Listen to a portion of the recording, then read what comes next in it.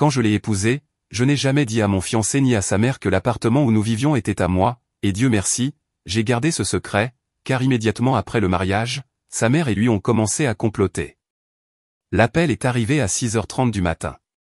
Olivia ouvrit les yeux et chercha son portable. Le numéro était inconnu, mais quelque chose l'incita à répondre. Bonjour, ici le groupe Apex Realty. Pourrais-je parler à mademoiselle Olivia Sterling? Oui, c'est moi. Nous avons reçu une demande d'évaluation de votre condominium au 1281, rue Bayview, unité 203. Quel serait le bon moment pour que nous visitions la propriété pour une inspection?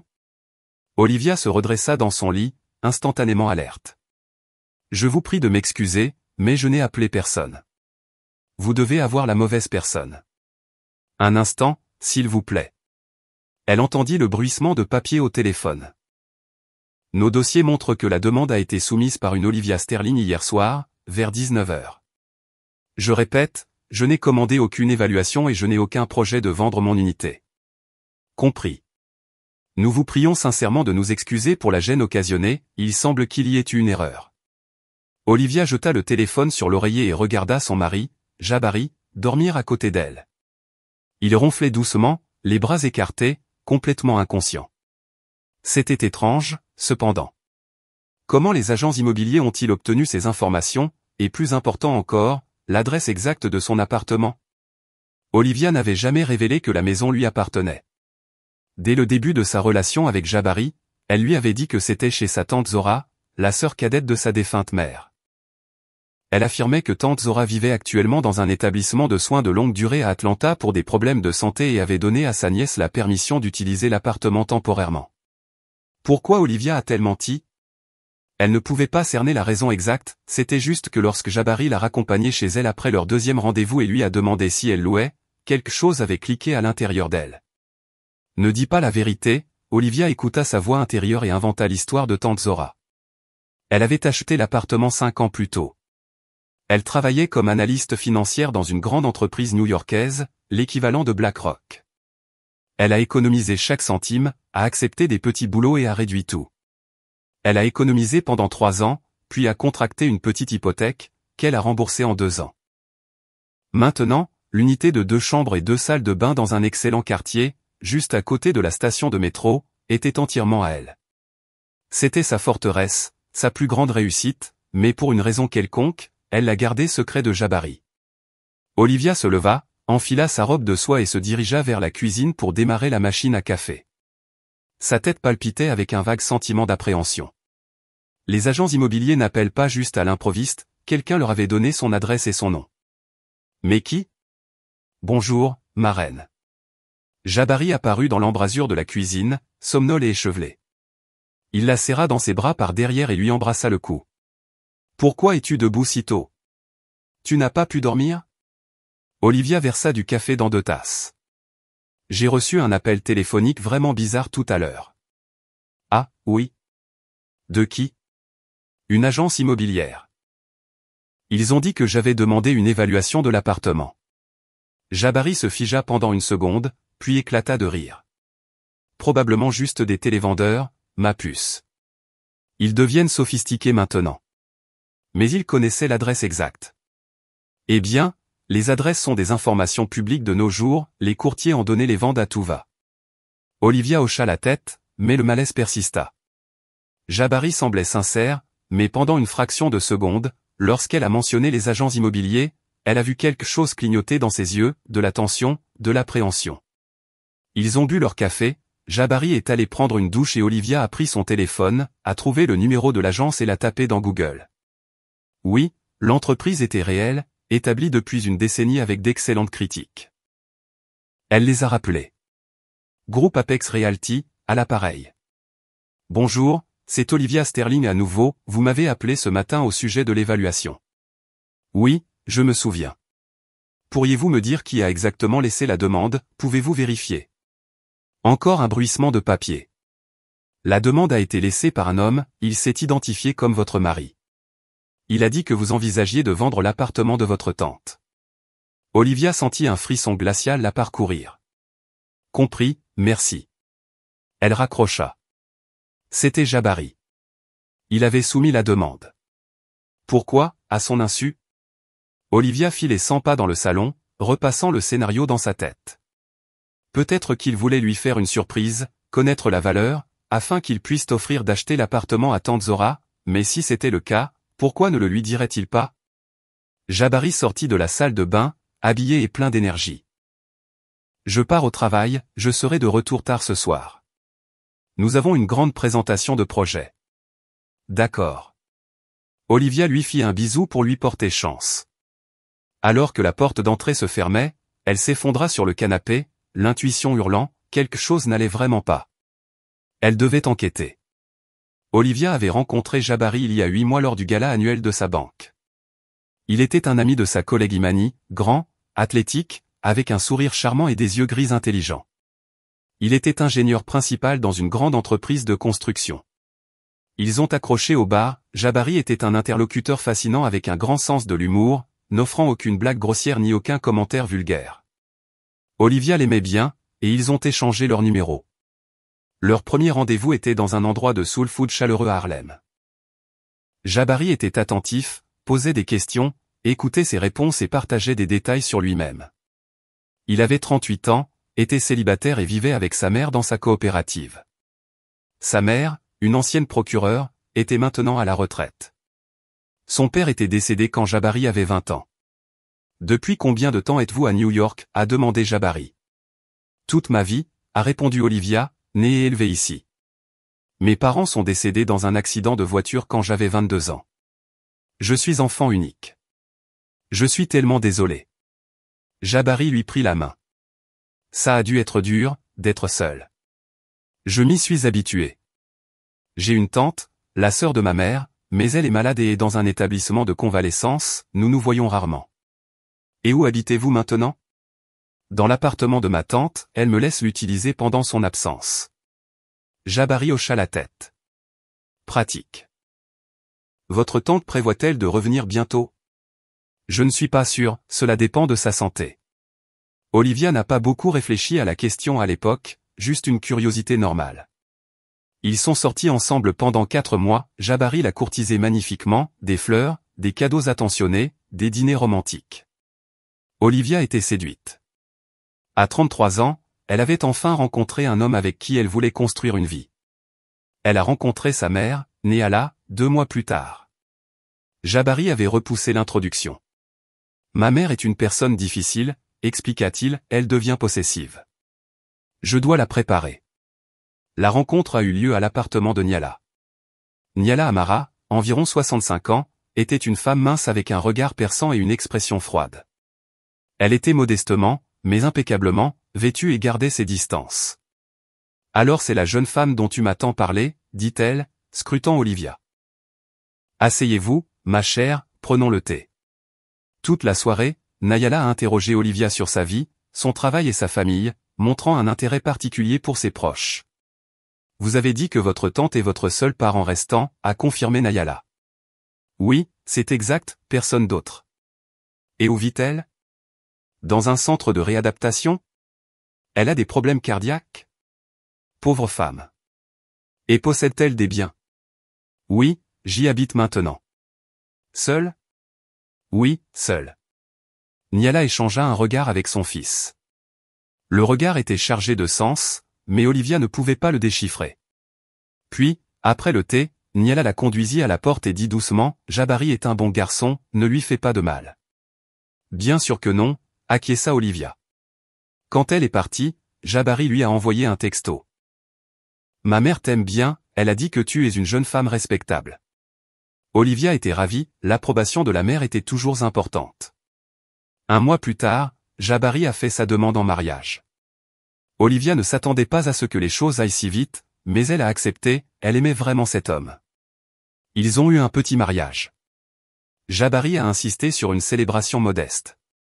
Pourquoi gaspiller des dizaines de milliers de dollars pour un grand spectacle, a-t-il fait valoir. Olivia était d'accord. Ils ont eu une petite cérémonie et un dîner pour des amis proches.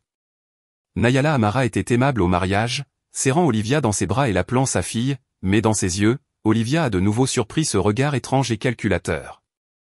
Après le mariage, Jabari a emménagé dans l'appartement d'Olivia, Niala est restée dans son appartement. Enfin, nous sommes ensemble, a dit Jabari, embrassant sa femme. C'est notre maison maintenant. La maison de tante Zora, corrigea Olivia. Eh bien, techniquement, mais nous vivons ici, donc c'est la nôtre. Olivia resta silencieuse, quelque chose dans ses mots la contrariait, mais elle n'était pas sûre de quoi. Les premières semaines de la vie conjugale ont été calmes.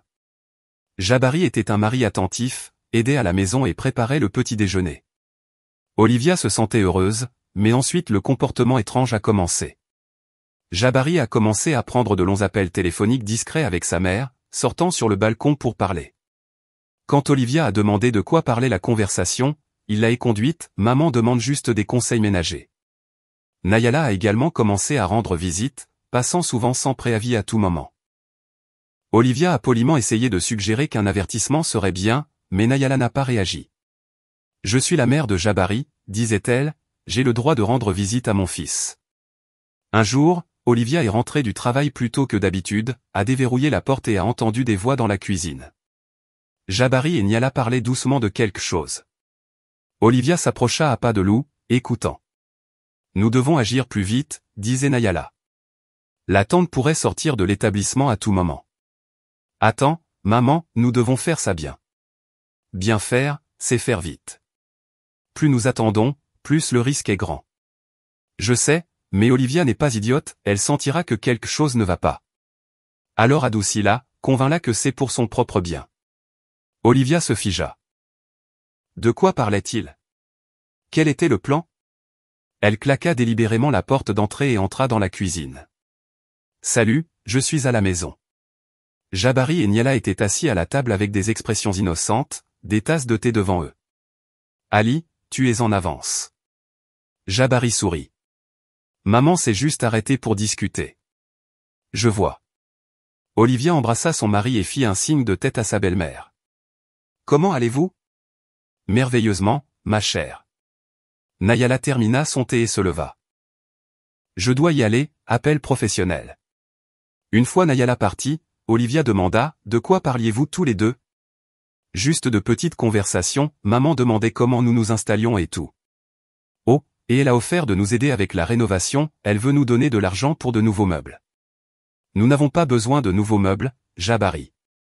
Ali, c'est juste elle qui essaie d'être serviable, ne refuse pas.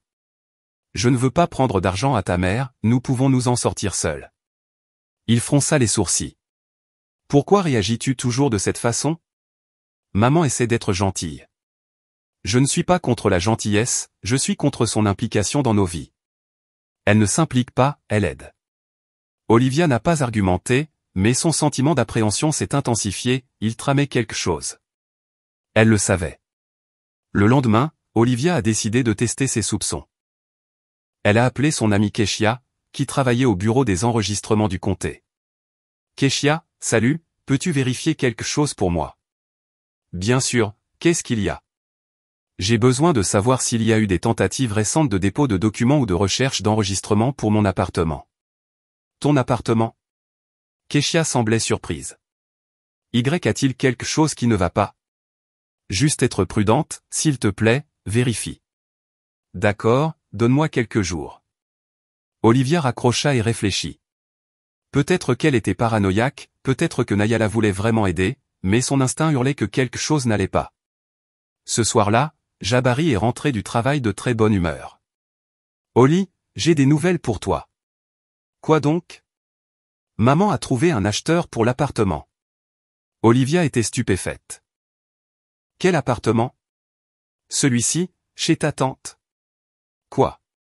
Ne t'inquiète pas, tout est légal, maman était procureure, elle a des relations. Elle a trouvé quelqu'un qui est prêt à acheter l'appartement à un prix formidable, ta tante reçoit l'argent, et nous trouverons notre propre endroit. Jabari, Olivia parla lentement, articulant chaque mot, es-tu fou?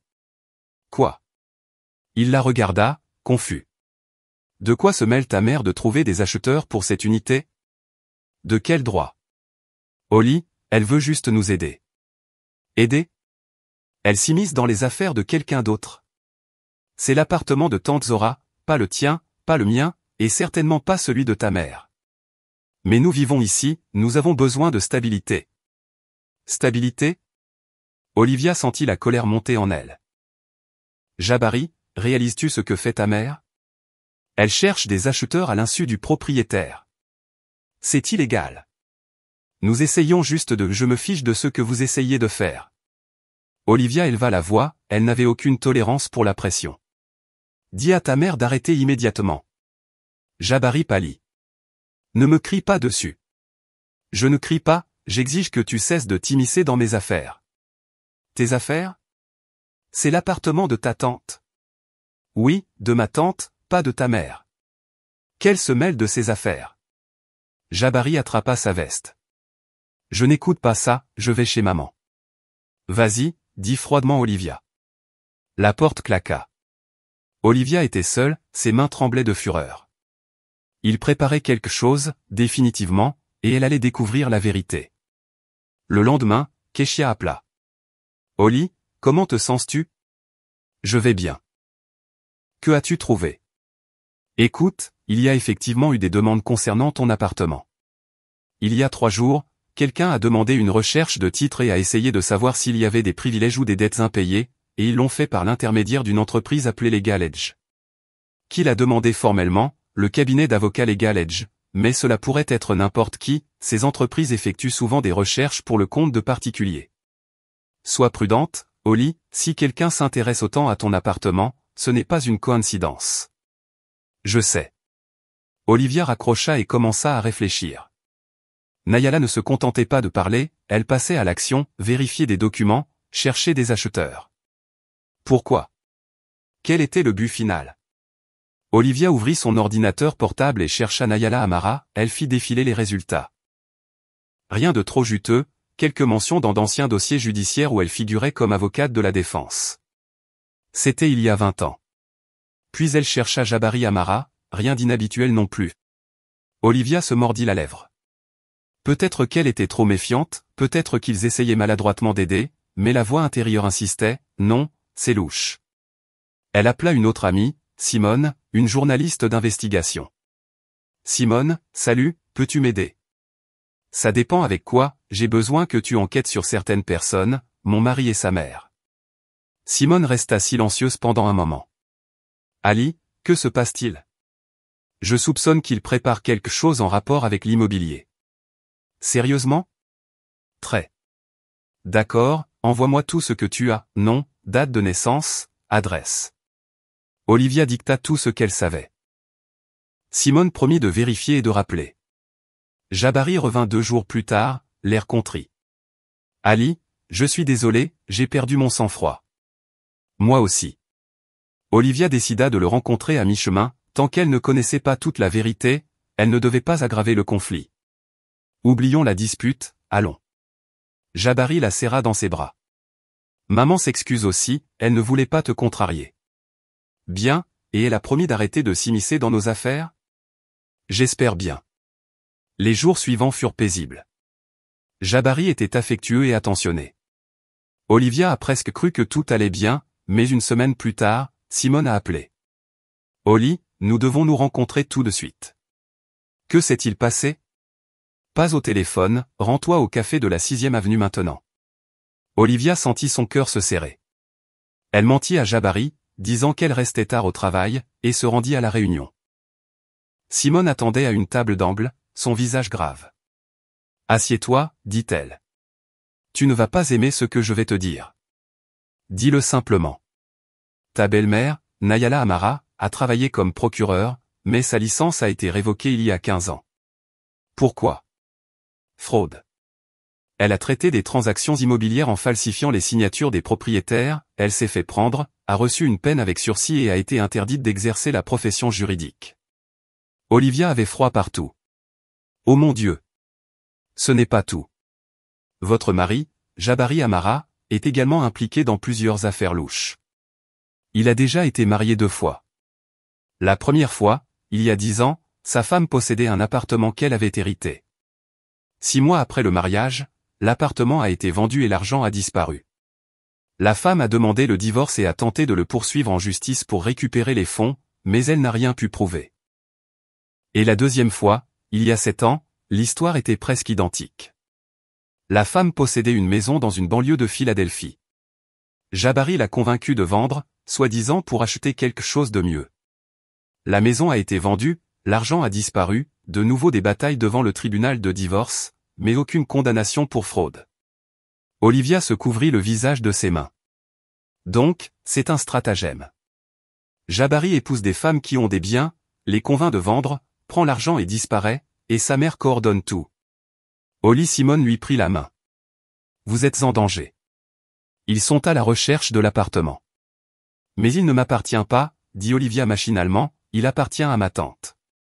Ils ne le pensent pas. Pour eux, vous êtes une cible facile, une femme noire célibataire vivant dans la maison d'une parente, qu'ils pensent malade et vulnérable, une proie classique.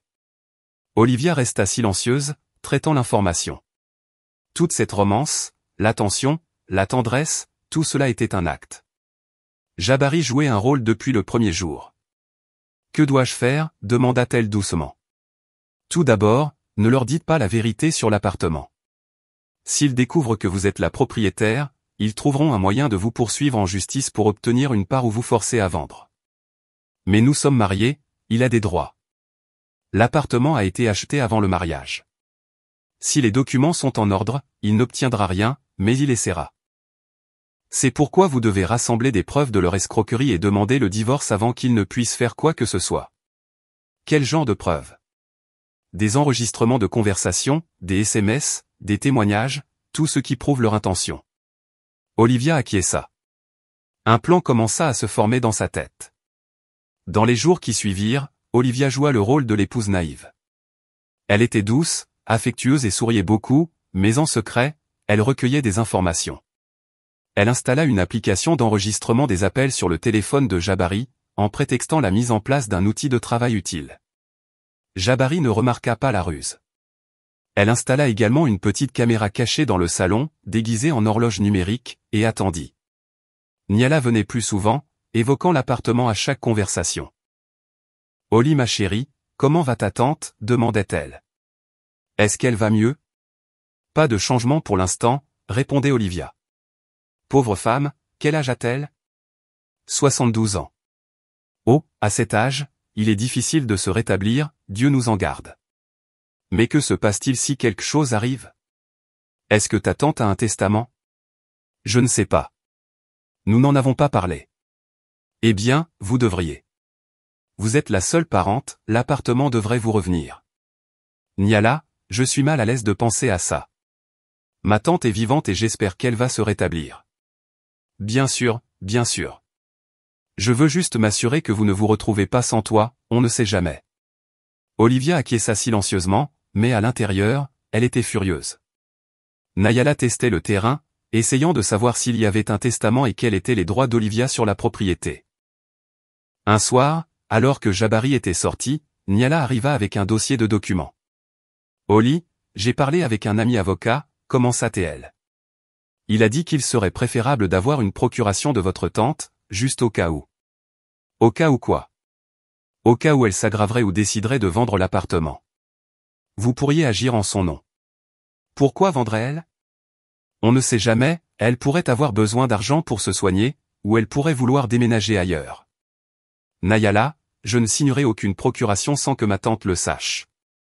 Mais c'est pour votre propre bénéfice. Je peux me débrouiller sans procuration. Niala pinça les lèvres mais n'insista pas. Elle partit mécontente. Ce soir-là, Olivia vérifia l'enregistrement de la caméra. Il montrait Niala laissée seule pendant quelques minutes pendant qu'Olivia était dans la cuisine, prenant rapidement des photos de documents sur la table. C'étaient de vieilles factures de services publics, mais le fait demeurait, Niala fouillait dans ses papiers. Olivia enregistra l'enregistrement. Une semaine plus tard, la connaissance de Niala, un homme dans la cinquantaine, se présenta à l'appartement. « Monsieur Alco, je suis ici à la demande de Niala Amara, dit-il en s'asseyant à la table.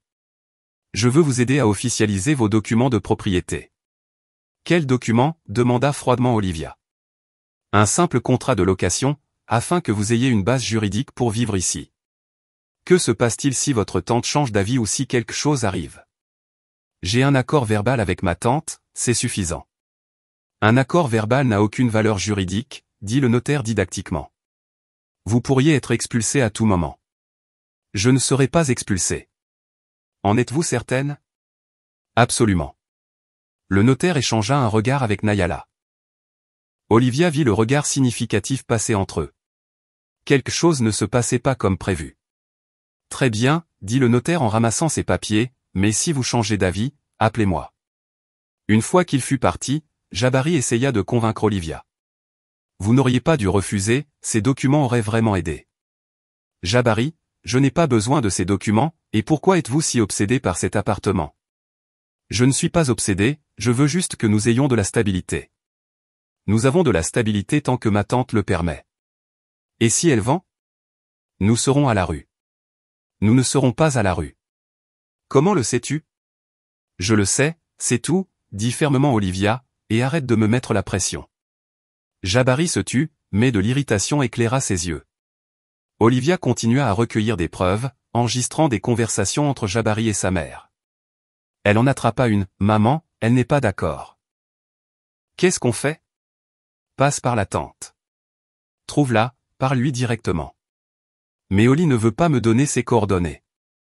Nous les trouverons autrement. J'ai des contacts dans le système de santé. Nous vérifierons tous les établissements de l'État, et si nous ne la trouvons pas, nous trouverons un autre angle. L'essentiel est de mettre la main sur cet appartement. Olivia enregistra l'enregistrement. C'était une preuve directe de leurs intentions. Le lendemain matin, Jabari partit au travail plus tôt que d'habitude. Olivia était seule et décida de fouiller dans ses affaires. Son intuition lui disait qu'il y avait quelque chose d'important là-dedans. Elle ouvrit le placard et fouilla dans les poches de ses vestes. Dans l'une d'elles, elle trouva un morceau de papier froissé avec des numéros de téléphone. À côté des numéros, il y avait des notes, Alco notaire, Victor expert immobilier, Simone agent immobilier. Olivia prit une photo du papier et le remit en place. Puis elle ouvrit le tiroir du bureau de Jabari. À l'intérieur, il y avait un cahier à spirale. Olivia l'ouvrit et sentit un frisson. La première page contenait un plan clair et structuré, phase 1, établir la confiance, date limite 3 mois. Phase 2, l'épouser, officialiser la situation. Phase 3, la convaincre de vendre l'appartement de sa tante, argument, instabilité, possibilité d'améliorer les conditions de vie, assurer l'avenir. Phase 4, contacter la tante directement, offrir un bon prix. Phase 5, après la vente, divorce, partager l'argent 50-50e avec maman. Olivia le lut plusieurs fois. Tout était prévu depuis le début, chaque étape, chaque action. Elle n'était qu'une cible. Ses mains tremblaient de rage. Olivia photographia chaque page du cahier et le remit en place. Maintenant, elle avait une preuve indéniable. Elle sortit sur le balcon et alluma une cigarette. Elle avait arrêté il y a 3 ans, mais elle ne pouvait pas supporter le stress. Elle avait besoin de calmer ses nerfs. Son téléphone vibra, un SMS de Keshia, Oli urgent. Autre demande concernant ton appartement. Cette fois, ils ont essayé de savoir qui est le propriétaire officiel. La demande vient d'un détective privé. Olivia appela Keshia. Ils ont engagé un détective. On dirait bien. La demande est arrivée avant-hier. Le détective s'est présenté et a dit qu'il recherchait des parents pour une affaire d'héritage. Et qu'est-ce qu'ils lui ont dit? Information standard, la propriétaire est Olivia Sterling, l'appartement a été acheté il y a 5 ans. Rien d'autre n'est divulgué sans mandat officiel. Donc il connaît mon nom. Oui, mais il ne sait pas que vous êtes la même Olivia qui vit dans l'appartement, pour l'instant. Il pense qu'il recherche la propriétaire pour un client. Compris, merci Kesha. Olivia éteignit la cigarette. Il creusait plus profondément. Ils ont engagé un détective pour retrouver tante Zora. Bientôt, ils apprendraient la vérité.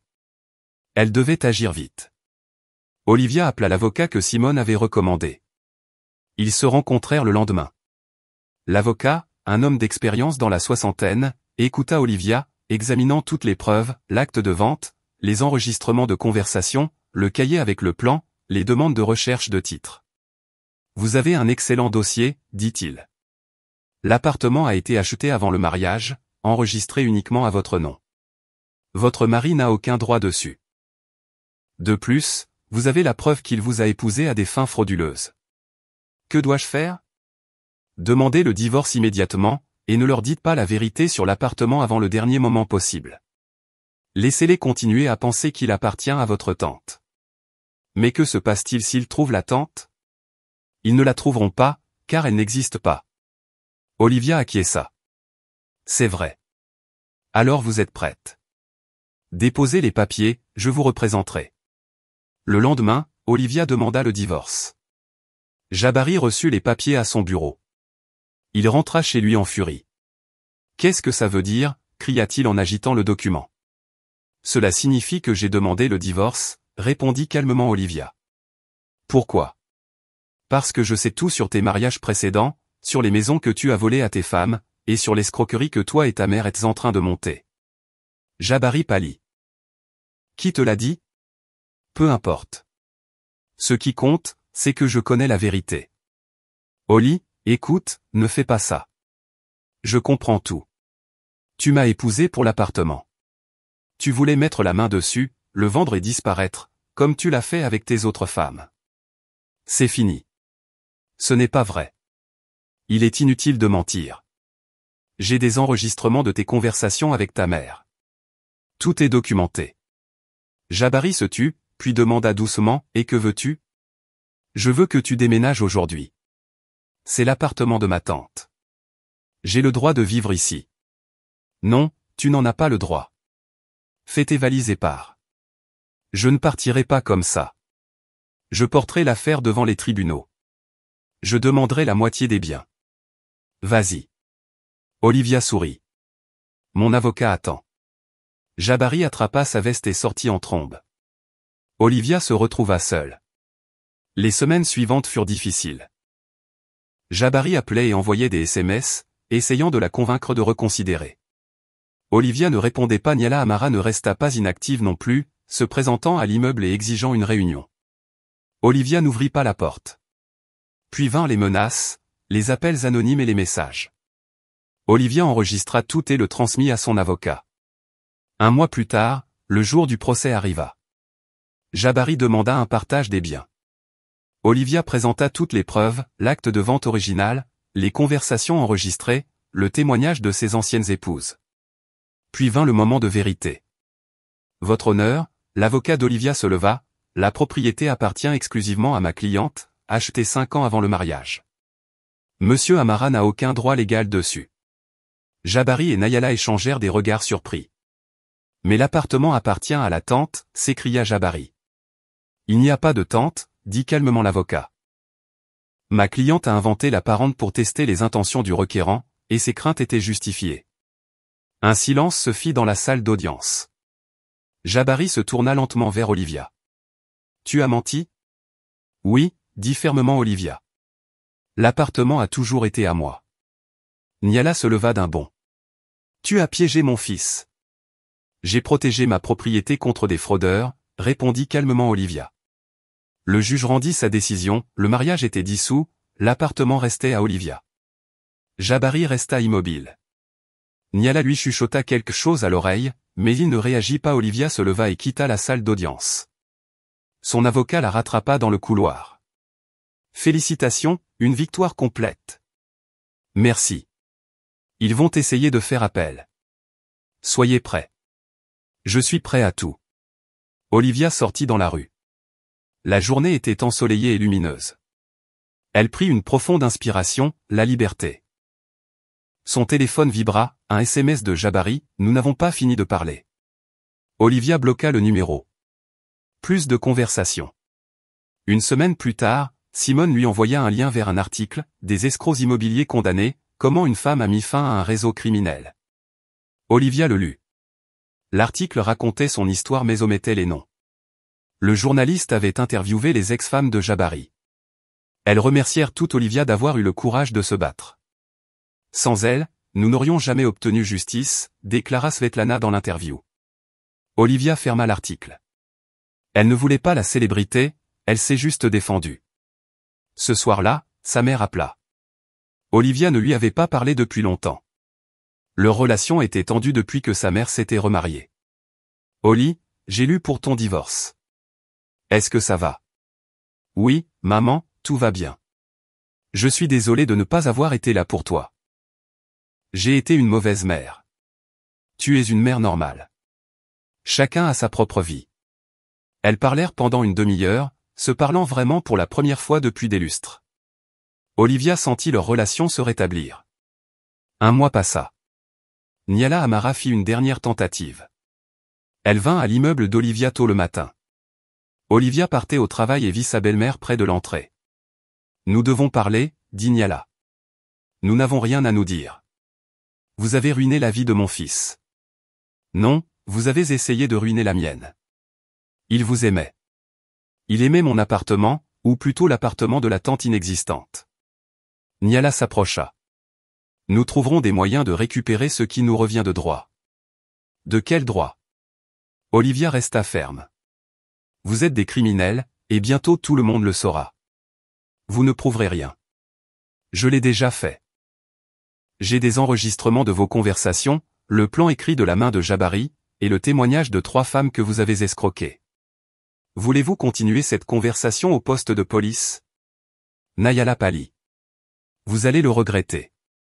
Non, c'est vous qui allez le regretter. Nyala se retourna et s'éloigna. Olivia la regarda partir. Ce soir-là, un détective appela.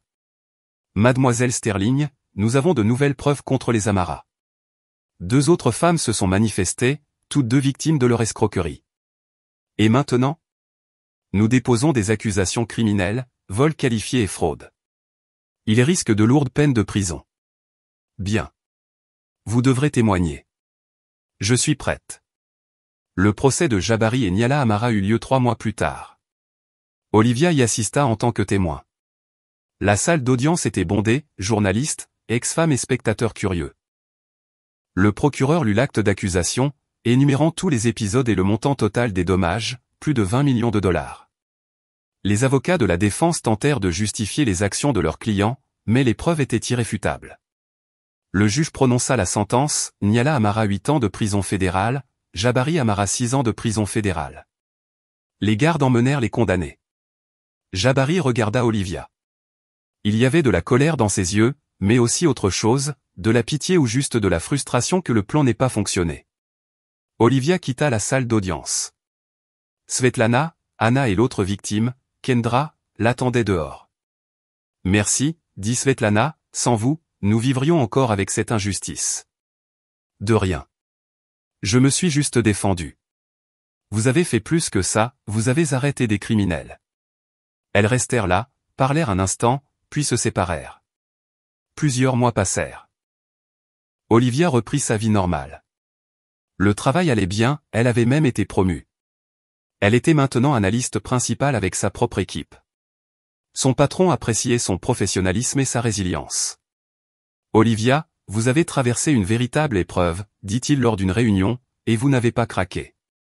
Cela en dit long.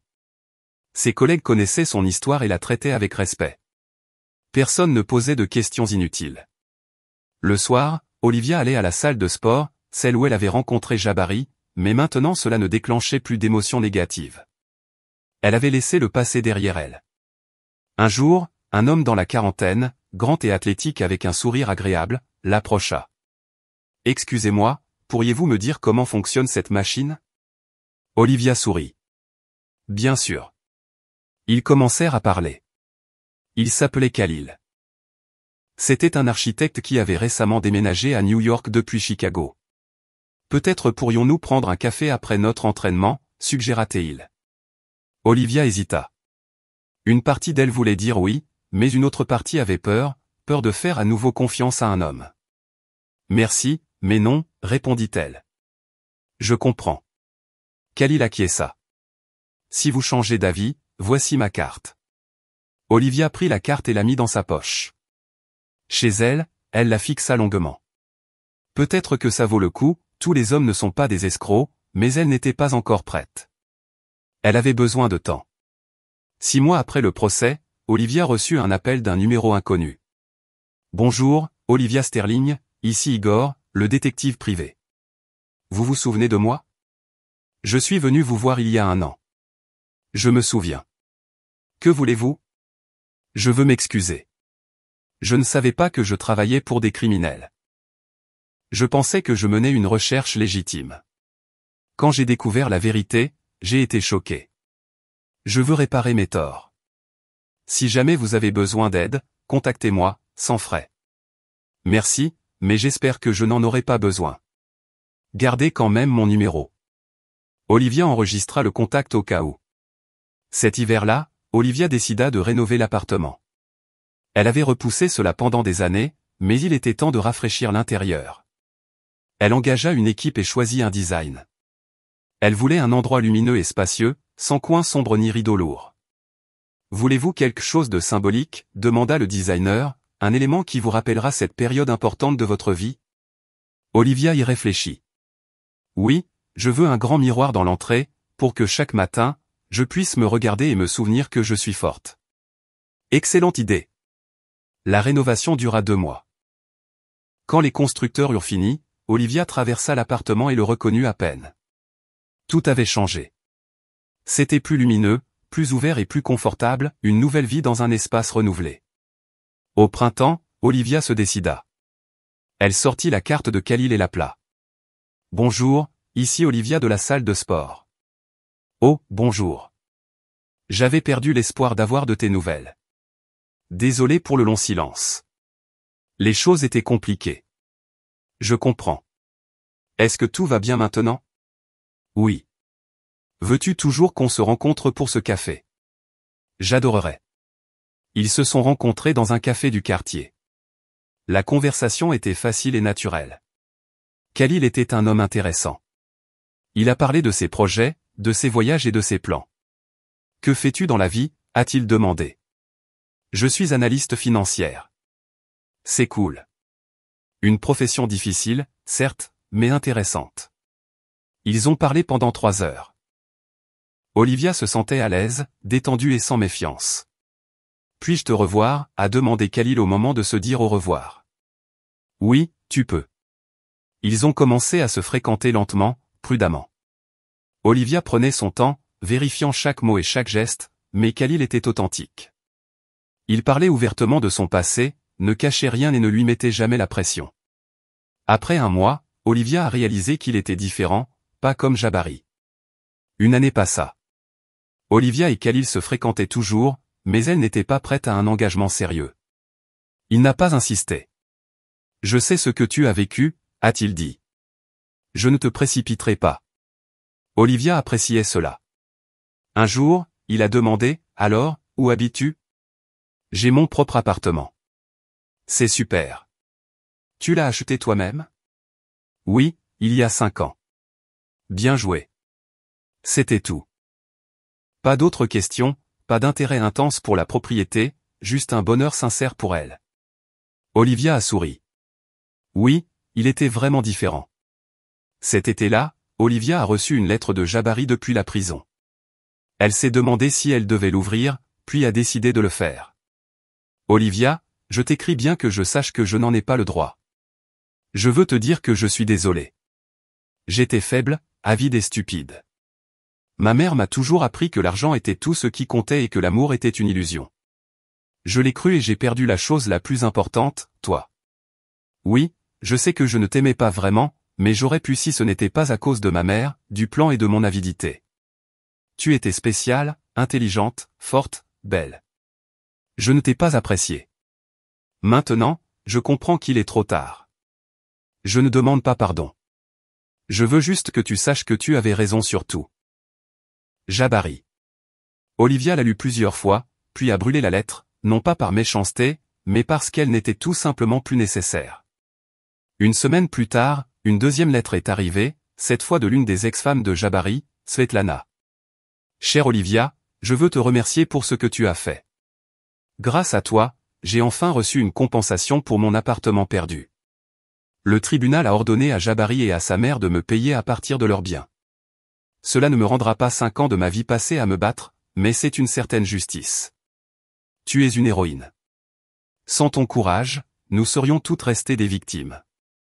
Merci du fond du cœur, Svetlana. Olivia a souri. Son combat avait aidé plus qu'elle-même. Le mois d'août était chaud. Olivia a pris des vacances, ses premières en 2 ans. Elle a décidé d'aller sur la côte. Khalil a proposé de l'accompagner, mais elle a refusé. J'ai besoin d'être seul pour réfléchir à ma vie. Je comprends, a-t-il acquiescé. Passe un bon voyage. Olivia est allée sur la côte du Golfe, louant un petit cottage sur la plage. C'était calme avec peu de touristes. Pendant les premiers jours, elle s'est simplement allongée sur la plage, à nager et à lire des livres. Elle n'a rien fait d'autre que d'être simplement elle-même. Le soir du 4e jour, une femme âgée s'est approchée, ses cheveux gris, ses yeux doux, une robe légère. « Excusez-moi, cela vous dérange-t-il si je vous tiens compagnie ?» a-t-elle demandé. « Non, asseyez-vous, je vous en prie. » La femme s'appelait Sœur May. Elle avait 78 ans. Elle venait ici chaque été depuis 30 ans, depuis le décès de son mari. « C'est le seul endroit où je me sens en paix, » a-t-elle dit. « Je sens sa présence ici. » Elles ont commencé à parler. Sœur May s'est avérée être une femme très sage. Elle a raconté des histoires de sa vie et a offert des conseils. « Vous êtes jeune et belle, mais je vois de l'anxiété dans vos yeux. Que s'est-il passé ?» Olivia a été surprise. « Comment le savez-vous ? Là je vous donne l'expérience de lire les gens. Dites-moi si vous le souhaitez. » Olivia lui a tout raconté, de sa rencontre avec Jabari au divorce et au procès. Sœur May a écouté attentivement, sans jamais interrompre. « Savez-vous ce que vous avez bien fait ?» a-t-elle demandé à la fin. « Vous n'avez pas eu peur d'avoir l'air paranoïaque. Beaucoup de femmes ont peur de paraître méfiantes ou stupides. Elles tolèrent, elles restent silencieuses, elles espèrent, et vous avez écouté votre intuition et vous vous êtes sauvé. Mais j'ai menti dès le début. Ce n'est pas grave, c'est de la légitime défense. Vous avez instinctivement senti le danger et avez activé un mécanisme de défense. Croyez-moi, l'intuition d'une femme se trompe rarement. Si quelque chose à l'intérieur vous dit de ne pas faire confiance, vous devez écouter. Mais si je suis juste trop prudente ? Si quelqu'un est bon et que je le repousse ? Il vaut mieux être trop prudent et se tromper que de faire confiance et de tout perdre. Les bonnes personnes comprendront votre prudence, les mauvaises personnes vous mettront la pression et exigeront une confiance immédiate. Olivia y a réfléchi. Oui, Jabari avait précipité les choses, demandant en mariage après 4 mois, insistant sur le mariage, disant qu'il ne pouvait pas perdre de temps. Khalil, en revanche, était patient, attendant, respectant son rythme. « Merci », a dit Olivia. « Vous m'avez aidé à comprendre les choses. »« De rien, ma chère. Allez vivre et soyez heureuse. Vous méritez le bonheur. » De retour de vacances, Olivia a ressenti un regain de force. Son esprit était clair, les décisions venaient facilement. Elle a invité Khalil à dîner dans son appartement, la première fois dans leur relation. « Es-tu sûr ?» a-t-il demandé. « Je peux attendre. »« Je suis sûr. Viens à 8 heures. » Olivia a cuisiné toute la journée, voulant que tout soit parfait. Khalil est arrivé avec des fleurs et du vin. « Quel bel appartement !» a-t-il admiré en regardant autour de lui. « As-tu géré les rénovations toi-même ?» Oui, après le divorce, j'ai décidé de moderniser l'espace. Tu as fait un excellent travail. Je peux sentir ton énergie positive. Ils ont dîné, bu du vin et parlé. Khalil, je veux te dire quelque chose, a commencé Olivia. J'ai traversé beaucoup de choses, divorce, tribunal, trahison. Cela m'a changé. Je suis devenue prudente, méfiante. C'est normal, a acquiescé Khalil. Mais je ne veux pas que le passé interfère avec nous. Je te fais confiance, et je veux que tu saches que cet appartement est à moi. Je l'ai acheté moi-même avant d'épouser Jabari. Il a essayé de le prendre, mais il n'a pas pu. C'est fantastique. Khalil lui a pris la main. Tu es une femme forte, et je t'admire vraiment. Tout le monde ne pourrait pas gérer une telle épreuve, et tu l'as non seulement gérée, mais tu as aussi aidé les autres. Olivia a ressenti une chaleur dans sa poitrine. Il comprenait, il la soutenait. Merci d'être là, a-t-elle dit. Merci à toi aussi. L'automne est arrivé soudainement. Il a fait froid et la pluie a commencé à tomber. Olivia rentrait du travail sous son parapluie. Elle était de bonne humeur. Le travail se passait à merveille, sa relation avec Khalil se développait harmonieusement, sa vie se mettait en place.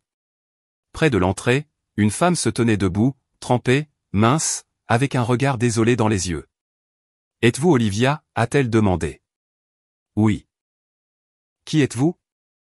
Je suis Anita, la 4e femme de Jabari. Olivia s'est tendue. De quoi voulez-vous parler? Puis-je? Ils sont montés à l'appartement. Olivia a préparé du thé. Anita lui a raconté son histoire. Elle a rencontré Jabari il y a 6 ans. Il n'avait pas encore divorcé de sa 2e femme. Il a promis à Anita qu'elle était la dernière, qu'il l'aimait vraiment. Je possédais une petite entreprise de vente au détail. Ça marchait bien. Jabari a suggéré de se développer et de contracter un prêt. J'ai accepté. Il a tout mis à son nom, soi-disant pour des avantages fiscaux. Puis l'entreprise a disparu. Le prêt m'a été laissé. Je suis toujours en train de le rembourser. Pourquoi n'avez-vous pas porté plainte? J'ai essayé. Je n'ai rien pu prouver. Il avait de faux documents, des contrats falsifiés. Tout était méticuleusement planifié. Et maintenant? Maintenant il est en prison, grâce à vous. Je suis venu vous remercier. De rien. Je me protégeais juste. Vous avez fait plus que cela. Vous les avez arrêtés. Ils auraient continué si ce n'était pas pour vous. Anita est partie après 1 heure. Olivia est restée seule. Elle s'est demandé combien d'autres victimes il y avait, combien de femmes avaient perdu de l'argent, des maisons ou des entreprises. Elle a réalisé qu'elle devait raconter son histoire, afin que d'autres femmes ne tombent pas dans le même piège. Le lendemain, Olivia a appelé Simone. Simone, je veux donner une interview. Je veux raconter mon histoire publiquement. Sérieusement? Oui, pour que les femmes sachent comment repérer ces fraudeurs. C'est une décision courageuse. Es-tu sûr? Absolument. L'interview a été publiée 2 semaines plus tard dans un grand magazine féminin, sur 5 pages. Olivia a tout raconté, comment elle a rencontré Jabari, comment elle a senti la tromperie, comment elle a recueilli des preuves et comment elle a gagné le procès. À la fin, elle a donné des conseils, écoutez votre intuition. Si quelque chose à l'intérieur vous dit de ne pas faire confiance, n'ignorez pas cette voix. Ne vous précipitez pas dans des décisions importantes. Les bonnes personnes attendront, les mauvaises personnes vous presseront. Vérifiez les informations. Recherchez des noms sur Google, demandez à vos amis et vérifiez les références. N'ayez pas peur de paraître méfiante. Il vaut mieux être trop prudent que de tout perdre. Documentez tout. Enregistrez les conversations, enregistrez les messages et faites des copies des documents. Ne le tolérez pas. Si vous vous sentez menacé, agissez immédiatement. Contactez des avocats, la police et vos amis. Et surtout, vous êtes plus forte que vous ne le pensez. Vous allez vous en sortir. Après la publication, l'email du magazine a reçu plus de 300 lettres de femmes. Elles ont toutes remercié Olivia pour son honnêteté et ses conseils. Beaucoup ont partagé des histoires similaires. Olivia a lu les lettres et a su qu'elle avait fait la bonne chose. Son histoire aidait les gens. Cet hiver-là, une maison d'édition spécialisée dans la littérature d'entraide a offert à Olivia un contrat de livre. Votre histoire est unique, a déclaré l'éditeur. Elle peut aider des milliers de femmes, mais je ne suis pas écrivain. Nous allons vous aider. Nous allons engager un nègre littéraire. Vous n'avez qu'à raconter l'histoire. Olivia a accepté. Pendant les 3 mois suivants, elle a écrit, se souvenant des détails, reconstruisant la chronologie et analysant ses erreurs. Khalil l'a soutenue. Tu fais un travail important. Sois fier de toi. Le livre, intitulé L'intuition ne ment jamais, comment je me suis protégé des fraudeurs familiaux, est sorti au printemps. Le premier tirage a été épuisé en 1 semaine. L'éditeur a commandé une réimpression. Olivia a été invitée à la télévision, à la radio et à des conférences. Elle a raconté son histoire encore et encore. Vous êtes devenu un symbole de résistance, disait le journaliste. Je me protégeais juste, répondait Olivia. Mais à l'intérieur, elle comprenait, oui, elle était devenue un exemple qu'une femme peut se défendre, qu'elle ne devrait pas tolérer, rester silencieuse ou simplement espérer, elle doit agir. Cet été-là, lors d'une conférence, une femme de 25 ans s'est approchée d'Olivia. Bonjour, je m'appelle Kai. J'ai lu votre livre. Enchanté de vous rencontrer. J'espère que cela a aidé. Cela a tellement aidé. Vous voyez, je fréquente un homme depuis 6 mois. Il est gentil et attentionné, mais récemment, il a commencé à poser des questions sur la maison de mes parents. Il dit qu'il veut savoir où nous vivrons après notre mariage. Et qu'est-ce qui vous a rendu méfiante? Il est trop persistant. Il n'arrête pas de demander qui est le propriétaire, ont-ils des documents, peut-on la vendre? Et qu'avez-vous décidé? J'ai fait une vérification des antécédents. Il s'avère qu'il a été marié 2 fois. Les 2 femmes possédaient des biens. Après les divorces, les 2 se sont retrouvés sans rien. Olivia a acquiescé. Et qu'avez-vous fait? J'ai mis fin à la relation immédiatement. Pas besoin d'explication. Grâce à votre livre, j'ai réalisé que je ne peux pas le tolérer. Je ne peux pas donner une seconde chance. Vous avez fait la bonne chose. Merci. Vous m'avez sauvé. Olivia a serré la jeune femme dans ses bras. C'est pour des moments comme celui-ci que le livre valait la peine d'être écrit. À l'automne, Khalil a fait sa demande en mariage, non pas avec un grand spectacle ou des feux d'artifice, mais simplement à la maison pendant le dîner. Oli, je veux être avec toi pour toujours. Épouse-moi. Olivia l'a regardé, les yeux honnêtes et le visage ouvert, sans prétention. J'ai besoin d'y réfléchir, a-t-elle répondu. Khalil n'a pas été offensé. Bien sûr. Prends tout le temps dont tu as besoin. Donne-moi 1 mois. D'accord. Olivia a vraiment réfléchi pendant 1 mois entier, pesant, analysant et vérifiant ses sentiments. Elle s'est demandé, est-ce que je lui fais confiance? Oui. Est-ce que je l'aime? Oui. Suis-je prête à m'engager? Oui.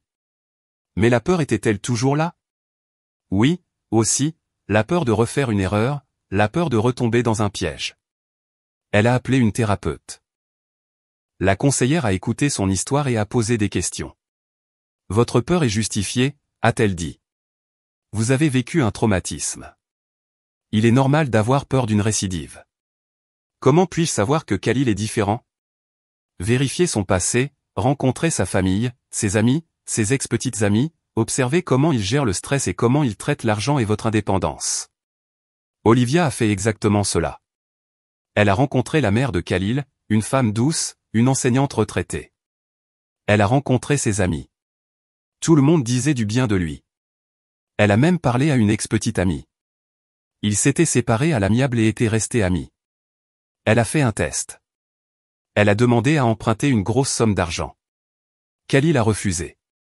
Oli, j'aimerais aider, mais je viens de contracter un prêt pour rénover mon studio. Je n'ai pas d'argent disponible. Si c'est critique, je peux demander à ma mère. Pas de manipulation, pas de pression.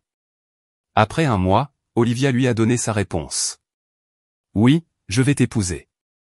Le mariage était petit, avec des amis proches et de la famille, sans extravagance ni gaspillage. Olivia portait une simple robe blanche. Khalil portait un costume classique.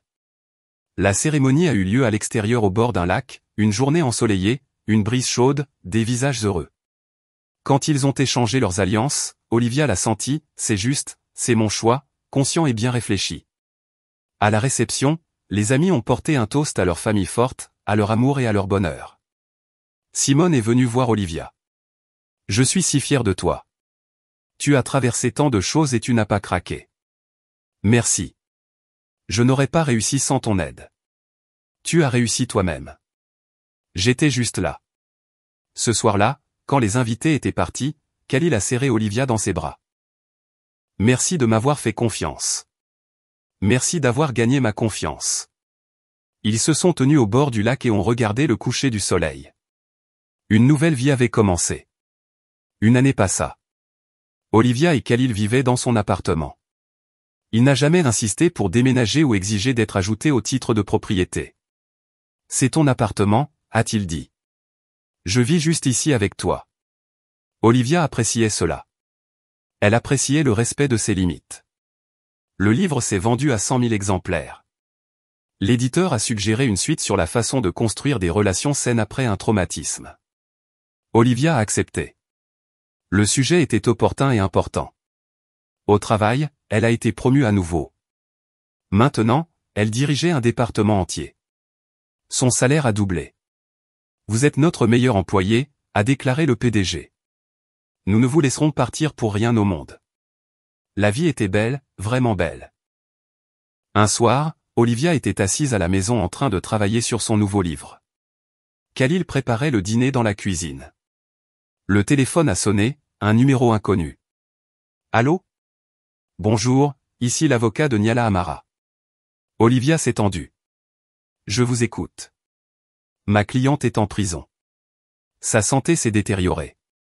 Les médecins recommandent une libération conditionnelle pour raison médicale, et qu'est-ce que cela a à voir avec moi? Elle vous demande de ne pas vous opposer à la libération conditionnelle. Elle promet de ne plus jamais vous déranger. Olivia est restée silencieuse un instant.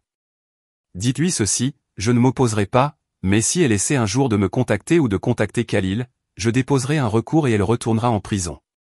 Compris? Oui. Merci. Olivia a raccroché. Khalil est sorti de la cuisine. Qui était-ce? L'avocat de Niala Amara, et ils m'ont demandé de ne pas m'opposer à sa libération anticipée. J'ai accepté. Tu as accepté? Oui, laisse-la vivre. Je ne suis pas vindicative. Khalil l'a serrée dans ses bras. Tu es généreuse. Je suis juste heureuse et je n'ai pas besoin de vengeance. C'était la vérité. Olivia était sincèrement heureuse. Elle avait un travail qu'elle aimait, un mari aimant, sa propre maison et des projets pour l'avenir. Jabari et sa mère restaient dans le passé. C'est là qu'ils appartenaient. Olivia s'est levée, s'est approchée de la fenêtre et a regardé son acte de vente, son appartement, sa sécurité, et elle s'est dit, quand je l'ai épousé, je n'ai jamais dit à mon fiancé ni à sa mère que l'appartement dans lequel nous vivions était à moi, et j'ai bien fait de garder ce secret, car immédiatement après le mariage, sa mère et lui ont commencé à tisser leur filet, cherchant des moyens de s'emparer de la propriété par la tromperie et la manipulation. Ils se sont trompés. Olivia ne l'a pas toléré. Elle a agi rapidement, de manière décisive et ferme, et elle a gagné parce que les femmes fortes ne tolèrent pas. Elles se protègent, elles se battent et elles gagnent. Avez-vous aimé l'histoire? Dans quelle ville écoutez-vous? Retrouvons-nous dans les commentaires. Si vous aimez l'histoire, vous pouvez me soutenir en envoyant un super merci, afin que je puisse continuer à vous apporter d'autres histoires comme celle-ci. Merci beaucoup pour votre doux soutien. J'attends avec impatience vos commentaires sur l'histoire. À l'écran, vous pouvez voir 2 nouvelles histoires de vie que je recommande vivement. Il y a tellement plus sur ma chaîne. N'oubliez pas de vous abonner.